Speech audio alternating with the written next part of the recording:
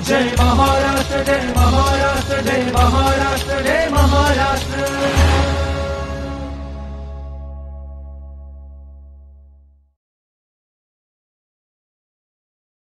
नमस्कार.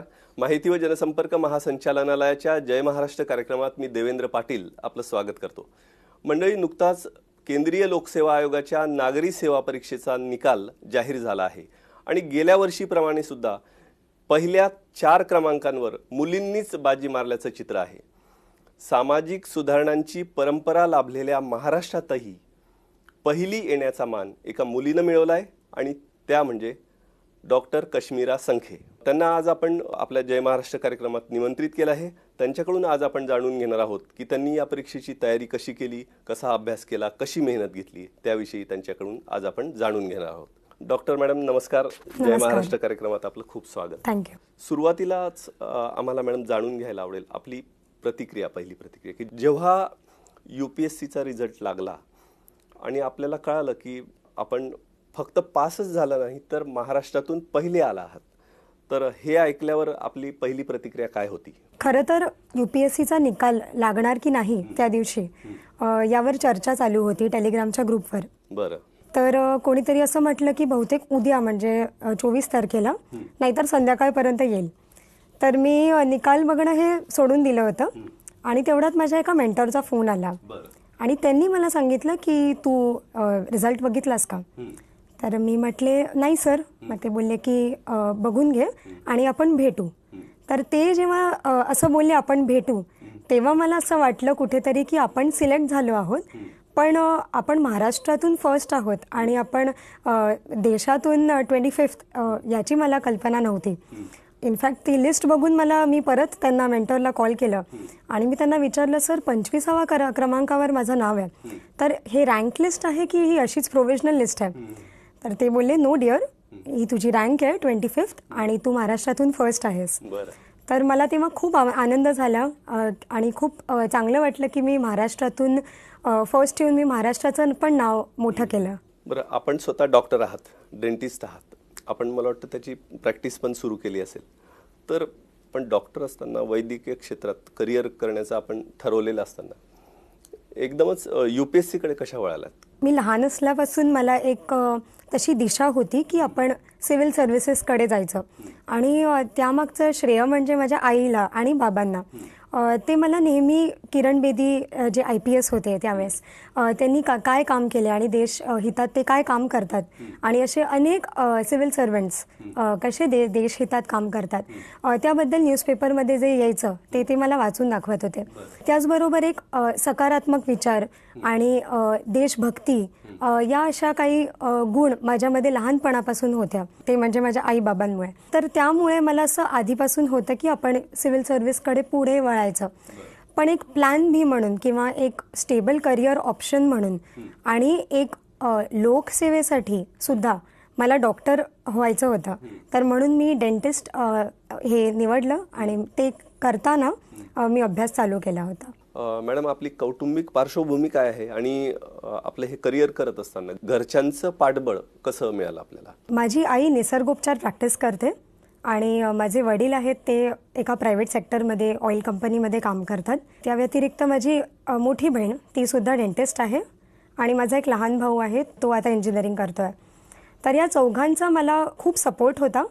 म्हणजे जेव्हा माझी फर्स्ट आणि सेकंड प्रिलिम्स क्रॅक नाही झाली तरीसुद्धा कधी त्यांनी असं म्हटलं नाही मला की आता आपण दुसरा ऑप्शन बघू किंवा आपण काहीतरी वेगळं करू. ते मला नेहमी सांगायचे की तू झाली असंच आम्हाला आहे, म्हणजे आम्ही विचार केलेला आहे की तू झाली आहे. तर त्यांचं पण एक सकारात्मक तसा विचार होता, जसा माझा पण होता. त्याचबरोबर माझी आई जी निसर्गोपचार आणि योगा प्रॅक्टिस करते, तर त्यांचं मी बघून योगा प्रॅक्टिस करून मी माझ्या मनाला शांत केलं. कारण जेव्हा पहिल्या 2 अटेम्प्ट्समध्ये होत नाही तेव्हा कुठेतरी आपल्याला असं वाटायला लागतं की आपण खरंच करू शकू का हे. तर मी योगा आणि मेडिटेशन हे करून मी स्वतःला शांत करून मी अभ्यासाकडे अजून जोर लावला. त्याचबरोबर माझ्या बहिणीच्या क्लिनिकमध्ये दवाखाना जो तिचा आहे दाताचा, त्यातही मी काम करत होते. पण ती माझी बहीण असल्यामुळे ती मला थोडंसं फ्लेक्सिबिलिटी देऊ शकत होती की वर्किंग आवर्समध्ये किंवा माझी जेव्हा एक्झाम जवळ यायची तेव्हा तीच ते मॅनेज करत होती. तर तशा वेमध्ये मला खूप त्यांचा सपोर्ट मिळाला. मॅडम, या परीक्षेचा UPSCचा पहिला टप्पा म्हणजे पूर्वपरीक्षा असतो, प्रिलिम.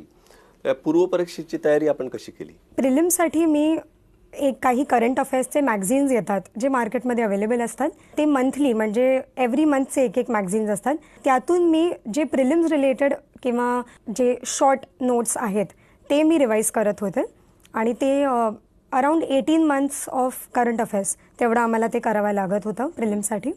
त्याचबरोबर जे आपले स्टॅटिक पोर्शन आहेत जसं की हिस्ट्री झालं, जॉग्रफी, इकॉनॉमी, पॉलिटी, यासाठी काही standard books available as such नाही आहेत, कारण UPSC कधी ते सांगत नाही की तुम्ही कोणते बुक्स वापरायचे.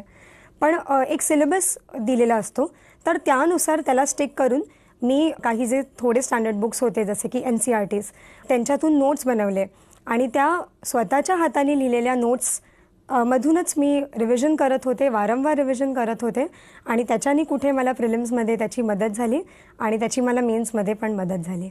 पूर्वपरीक्षा आपण पास झाल्यानंतर मुख्य परीक्षा असते, ते मेन्स जी आहे, मुख्य परीक्षेची तयारी आपण कशी केली आणि त्यासाठी वैकल्पिक विषय म्हणजे ऑप्शनल कुठला होता, त्याची तयारी कशी केली? मी मेन्ससाठी जेव्हा प्रिलिम्सचा रिझल्ट आला आणि मला कळलं की माझी प्रिलिम्स झाली आहे, तर आधी तर मला धक्का बसला होता, कारण पहिले 2 वेळा झालेली नसल्यामुळे मला ॲज सच एक्सपेक्टेशन्स नव्हते.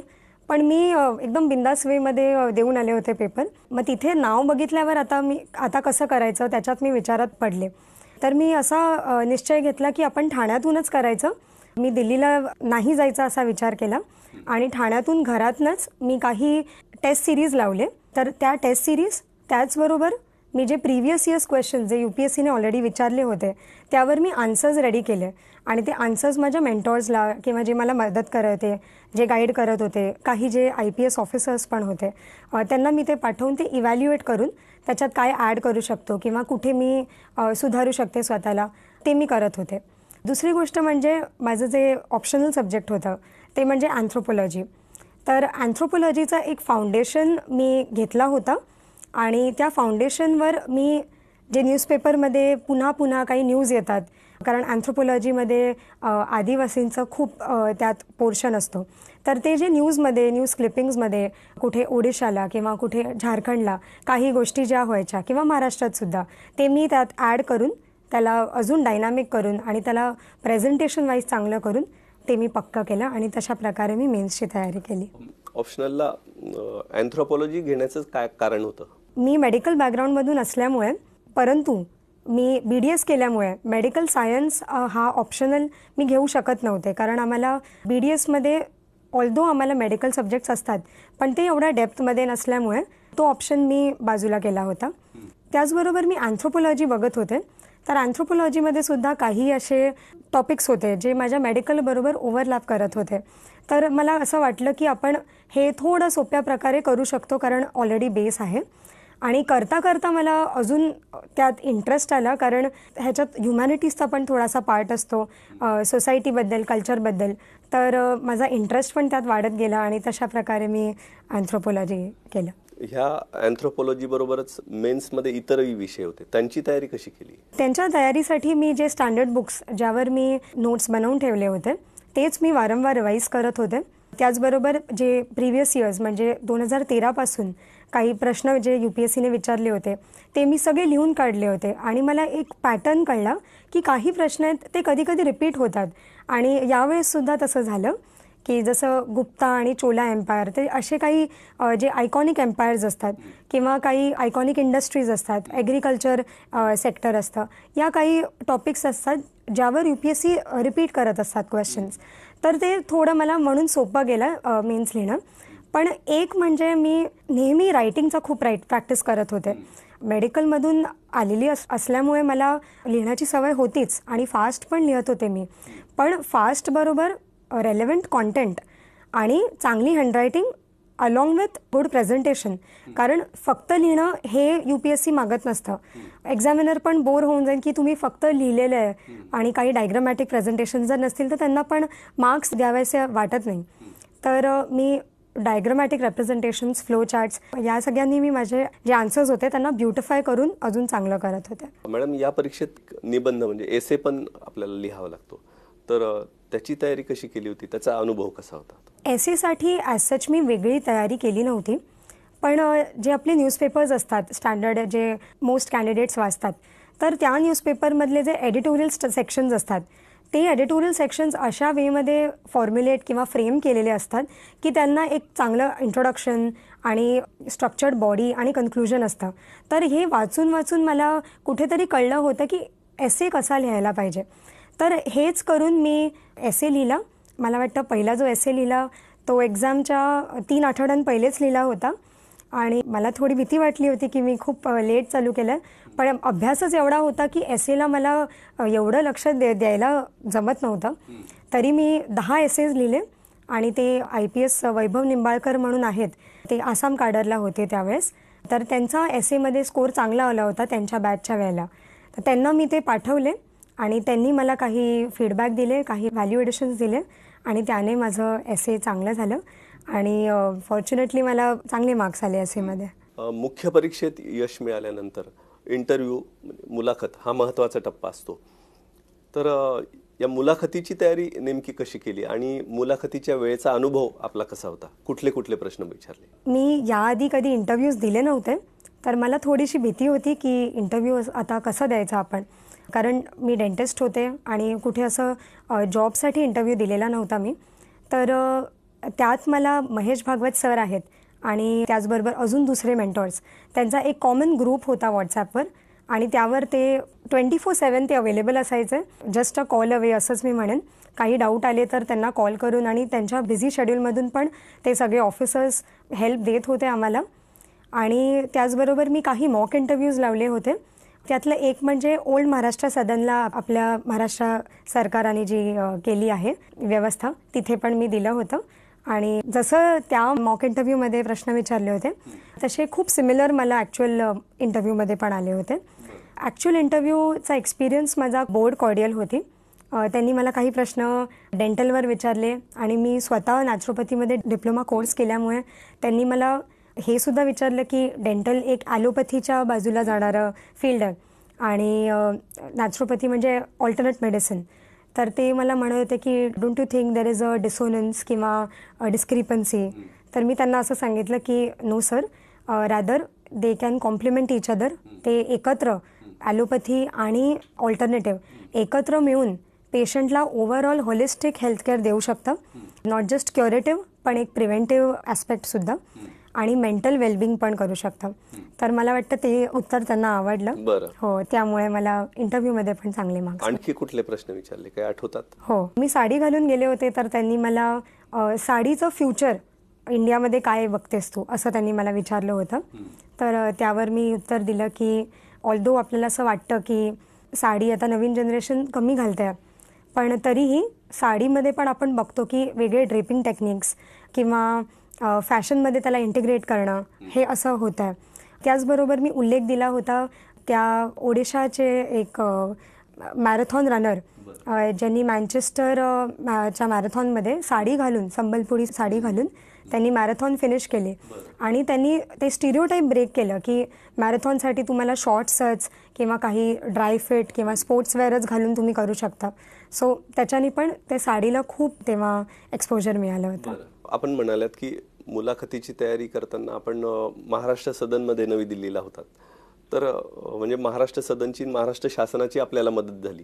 आणखी काय तिथे राहण्याची व्यवस्था पण केली होती की काय? महाराष्ट्र सरकारातर्फे कॅन्डिडेटसाठी जे इंटरव्ह्यूसाठी पास होतात त्यांच्यासाठी 7 days फ्री स्टेचं प्रोव्हिजन आहे. तर हे मला आधी माहिती नव्हतं, पण काही जे तिथे ऑफिसर्स होते माझ्या कॉन्टॅक्टमध्ये त्यांनी मला हे कळवलं होतं की तू असं जाऊ शकतेस. आणि महाराष्ट्र सदनची लोकेशन UPSC भवनच्या खूप जवळ असल्यामुळे ते एक लेट किंवा आपल्याला असं काहीतरी होत नाही आहे का असं ती भीती नसते. तर म्हणून मी तिथे 7 दिवस होते आणि तिथे खूप चांगलं स्टे होतं माझं. मला खूप आवडलं तिथे. तिथे लायब्ररीची पण सुविधा होती आणि लायब्ररीत म्हणजे जास्त कोणी नसायचं, तर मी मोस्ट ऑफ द टाईम एकांतात बसून चांगलं कॉन्सन्ट्रेट करून आणि बाहेर मस्त परिसर, ज्योतिबा फुले यांचं स्टॅच्यूसुद्धा. तर असं खूप छान वाटायचं की ज्यांनी विमेन्स एज्युकेशन, गर्ल्स एज्युकेशनसाठी काम केलं त्यांच्या आपण अराउंड एका लायब्ररीमध्ये बसून अभ्यास करतो, तर ते खूप मस्त वाटायचं. बरं, आता ही UPSCची नागरी सेवा परीक्षा म्हणजे सिव्हिल सर्व्हिसेस एक्झामिनेशनचा अभ्यास करत असताना तुम्ही दिवसातून किती वेळ अभ्यासाला दिला, कसा अभ्यास केला? मी मध्ये मध्ये वर्किंग असल्यामुळे माझे आवर्स कधी कधी डिफर करायचे, पण जेव्हा रिझल्ट लागला माझा प्रिलिम्स नंतर आणि जेव्हा मेन जवळ यायला लागली तर तेव्हा मी हळूहळू ते माझं काम कमी करत गेले आणि जेव्हा मेन्सच्या 1-1.5 महिन्यांआधी मी कंप्लीट माझा जोर लावला. 15 ते 16 तास बसत होते मी आणि ते 15-16 तास म्हणजे कंटिन्युअस न करता मी ते 50 मिनटं मी अभ्यास करून 10 मिनटं एक चांगला मस्त ब्रेक घेत होते. त्या 10 मिनटात मी कुठे इव्हनिंग वॉक करत होते किंवा माझे काही हॉबीज जसं की मला जापानी भाषा ती मला शिकायला आवडते तर ते मी प्रॅक्टिस करायचे आणि असं करून रिफ्रेश होऊन 10 मिनटांनी परत 50 मिनटं मी बसायचे. तर तेव्हा एफिशियन्सी पण असायची, मला कंटाळसुद्धा यायचा नाही आणि असं चांगलं रिफ्रेश्ड वाटायचं. मॅडम, UPSC ही देशातली अतिशय कठीण परीक्षा मानली जाते. तर ही परीक्षा देत असताना बऱ्याचदा मानसिक दडपण आपल्याला कधी कधी जाणवत असतं आणि कधी वाटतं की ही परीक्षा पास होऊ की नाही, कधी सोडून द्यावं असं वाटतं ते. तर अशा परिस्थितीत आपलं मानसिक संतुलन किंवा सकारात्मक दृष्टिकोन ठेवणं खूप गरजेचं असतं. तर तो तुम्ही कसा ठेवला? अभ्यास करताना मी एकतर खूप क्लिअर माइंड ठेवायची आणि मी असा विचार करायची की माझं झालंय. तर मी पहिलं म्हणजे व्हिज्युअलायझेशन टेक्निक ते वापरत होते. माझा ऑलरेडी एक फोटो काढला होता आईसोबत की आई मला पेढा भरवते आणि तो मी माझ्या रूममध्ये ठेवला होता आणि जेव्हा पण मला असं वाटायचं कुठेतरी डाऊट यायचा की माझं होतं आहे की नाही की माझं होणार की नाही, तर मी त्या फोटोसमोर जाऊन एक चिंतन करायची की माझं झालं आहे म्हणून मी सगळ्यांचे ज्यांनी मला मदत केली त्यांचे आभार मानते, म्हणजे झालं आहे असंच म्हणत होते. सेकंडली अभ्यास करताना मी 3R फॉर्म्युला म्हणजे रीड, रिपीट आणि रिप्रोड्यूस, तर वारंवार रीड करणं आणि त्याला रिप्रोड्यूस करणं आणि रिप्रोड्यूस म्हणजे त्याला लिहून काढणं हे मी करत होते. तिसरी गोष्ट म्हणजे हे फक्त मीच नव्हे तर माझे फॅमिलीमधले सगळे कुटुंबातले सगळे हे करत होते. ते मला सगळे उठा IAS ऑफिसर, त्यांच्या फोनमध्ये पण माझं नाव डॉक्टर कश्मीरा संखे IAS असंच तुमचे वडील मला वाटतं उठवायचे तुम्हाला तसं हो म्हणून. तसंच हो आणि त्यांच्या फोनमध्ये पण असंच IAS डॉक्टर कश्मीरा संखे असंच असायचं आणि माझे जे पुस्तक असायचे त्यावर पण मी फक्त डॉक्टर कश्मीरा संखे न लिहिता ब्रॅकेटमध्ये IAS पण लिहायचे. तर त्याच्याने कुठेतरी मला असं वाटायचं की आपण अभ्यास तर करायलाच हवा, पण त्याचबरोबर एक मेंटॅलिटी जर आपली अशी सकारात्मक आणि चांगली असेल आणि पॉझिटिव्ह आउटलुक असेल आपला, त्याचबरोबर व्हिज्युअलायझेशनची जोड असेल तर नक्कीच आपण हे करू शकू असं मला वाटत होतं आणि ते तसंच घडलं. बरं मॅडम, मुख्य परीक्षा देत असताना पण वेळेचं नियोजन कसं केलं आणि उत्तरं कशा पद्धतीने लिहिली? मेन्स आन्सर रायटिंगच्या वेळेला एक खूप मोठं जे चॅलेंज असतं कॅन्डिडेट समोर ते म्हणजे की आन्सर रेलेव्हंट पण लिहायचं आहे आणि पेपर कम्प्लीट सुद्धा करायचा आहे, त्याचबरोबर प्रेझेंटेशन पण चांगलं पाहिजे. तर यासाठी मी नेहमीच प्रॅक्टिस करत होते लिहून. मी काही टाईम अलॉट केला होता प्रत्येक क्वेश्चन्सला. 20 प्रश्न असतात, त्यातले जे 10 असतात ते 10 मार्कर असतात, ते 2 पानं लिहायचे असतात. तर त्यांना मी साधारण 6 minutes 50 seconds असं मी देत होते किंवा 7 मिनटं अप्रॉक्स. आणि जे 15 मार्कर्स असायचे त्यांच्यासाठी 3 पेज आम्हाला भरायला लागायचे आणि भरायला म्हणजे ते रेलेव्हंट कॉन्टेंट सकट. तर त्यांना मी 10 मिनटं 10 किंवा 9.5 मिनटं असं देत होते आणि जर 7 मिनटं झाले आणि माझा आन्सर जर झाला नाही 10 मार्कर तर मी तो कुठेतरी लगेच कन्क्लूड करायचा प्रयत्न करायची. आणि कन्क्लुजन पण आपलं असं असलं पाहिजे, अब्रप्ट नाही वाटलं पाहिजे. इंट्रोडक्शन पण असं वाटलं पाहिजे की हळू चालू होतं, मग एक बॉडी येते आणि हळूहळू परत ते बंद होतं. त्याचबरोबर कन्क्लुजन एकदम ऑप्टिमिस्टिक असला पाहिजे की आपल्याला असं वाटतं चांगलं होईल. खूप वेळेला असे क्वेश्चन्स असतात की जे थोडे नेगेटिव्ह टोन असतात त्यांना, तरी आपण असं न बोलता की हो असंच आहे आता काय करायचं असं अप्रोच न ठेवता काही स्कीम्स जे इम्प्लिमेंट केलेले आहेत त्यांची नावं लिहून हे जर चांगल्यापैकी इम्प्लिमेंट झाले तर नक्कीच आपण यावर यश मिळवू शकतो असं काहीतरी करून कन्क्लूड करणं. हो, ती पहिली गोष्ट. कारण काय होतं की आपल्याला असं वाटतं मी थोडेच आन्सर्स लिहीन पण ते खूप चांगले लिहीन, पण मार्किंग सिस्टममध्ये असं बघितलं गेलं की खूप कमी वेळेला 50% जास्त मार्क्स तुम्हाला एका आन्सरसाठी मिळतात. म्हणजे 10 मार्करचा क्वेश्चन असेल तर कितीही चांगलं आपण लिहिलं तरी 6.5 पेक्षा ते जास्त देऊच शकत नाही ते. हो, पण जर तुम्ही एक अख्खा आन्सर लिहिला, कम्प्लीट आन्सर, किंवा तो सोडला, तर तिथेच तुमचे 2-3 मार्क जातात. तर तो एक खूप इम्पॉर्टंट फॅक्टर असतो की पेपर कम्प्लीट झाला पाहिजे. दुसरी गोष्ट म्हणजे टाईम मॅनेजमेंटसाठी मी जेव्हा पेन पकडत होते तर पेन पकडून कारण एका दिवसाला 2 परीक्षा असायच्या, 6 तास टोटल, मध्ये 2 तासाचा ब्रेक असायचा. तर ते पेन पकडून काही आपले पॉईंट्स असतात जिथे दुखायला चालू होतं, कारण आपण खूप वेळेपर्यंत लिहितो तेव्हा ते तसं होतं. तर मी एक अशी ट्रिक केली होती की मी जिकडे मला दुखतं किंवा सुचतं तिथे मी कॉटन लावून त्यावर बँडेड लावून, म्हणजे माझी रायटिंग एफिशियन्सी जास्त वेळेपर्यंत लास्ट करेल. तर मी ते तसं करत होती. आणि मी एवढासुद्धा विचार केला होता की आपण जर तहान लागली आणि बॉटल असं उघडायला गेलो म्हणजे दोन्ही हात आपले बिझी झाले त्यात, तर आपलं तिकडे थोडा वेळ जाणारच, म्हणजे काही नाही तरी 20-30 सेकंड तरी आपला वेस्ट होईल.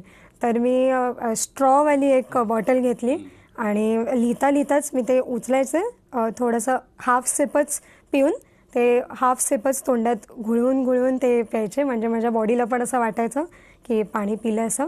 तर अशा काही लहान गोष्टी जे आपल्याला असं वाटतं की दे आर व्हेरी इनसिग्निफिकंट, पण त्याने पण काही तुमचा टाईम वाचतो, तुमची जी मेंटल फ्लो जी असते ती ब्रेक होत नाही, तुम्हाला इकडे तिकडे बघायला पण वेळ मिळत नाही. कारण खूप वेळा आपण इथे तिथे बघतो, बाकी कॅन्डिडेट्स खूप जोरात लिहत असतात, तर आपल्याला कुठेतरी वाटतं अरे आपण तर एवढं लिहत नाही आहोत असं काहीतरी. तर अजिबात मेन्सच्या वेळेला, एस्पेशली मेन्सच्या वेळेला कॅन्डिडेट्सनी इथे तिथे बाजूला बघू नये. आणि दुसरी गोष्ट म्हणजे एक्झाम हॉलमधून निघाल्यावर काही मुलं असे बोलतात की अरे मेरा अच्छा नहीं था, अरे मेरा पेपर कंप्लीट नहीं हुआ, अरे असं अरे तसं असं काहीतरी बोलतच असतात. तर मी कॉटन लावले होते कानात, कारण ते वाइब्स आणि ते थॉट्स ते जर मी ऐकले तर मला पण कुठेतरी असं शंका येईल की माझा नक्की चांगला गेला का, कारण ह्यांचा गेला नाही, आणि अशी अननेसेसरी काही डाऊट्स येतात आपल्या डोक्यात. तर मी कानात कॉटन लावून ठेवायचे आणि जसं मी पेन ठेवला खाली त्या एक्झामचा तेव्हा त्या पेपरबद्दल मी विचारसुद्धा करायचे नाही, कारण लगेच 2 तासांनी दुसरा पेपर असायचा. तर एक्झाम हॉलमधून बाहेर मध्ये दुसऱ्या एक्झामची जी काही मटेरियल्स असतील त्याचंच रिव्हिजन करायचं. घरातले विचारायचे एक्झाम कशी गेली, आजची कशी गेली. मी त्यांना आधीच सांगितलं, डिस्क्लेमर दिला होता, 10 दिवस विचारायचं नाही कशी गेली एक्झाम, 10 दिवसानंतर मी सांगेन कुठे काय लिहिलं, कसं झालं ते. मॅडम, ही परीक्षा देत असताना आता आपण सोशल मीडिया असेल, मोबाईल असेल, त्याचा खूप भडीमार किंवा खूप त्याच्या हे येताना दिसत आहेत आपल्याकडे, वेगवेगळ्या पोस्ट हे असतात, तर त्याचाही अभ्यासावर परिणाम होऊ शकतो. तर त्यापासून लांब ठेवून अभ्यास मुलांनी कसा केला पाहिजे? मी गेले 3 वर्ष व्हॉट्सॲप, इंस्टाग्राम हे सगळं डिलीट केलं होतं. फेसबुकसुद्धा माझा अकाउंट मी डिलीट केला होता. तर मी असं सांगेन की दॅट वर्कड फॉर मी.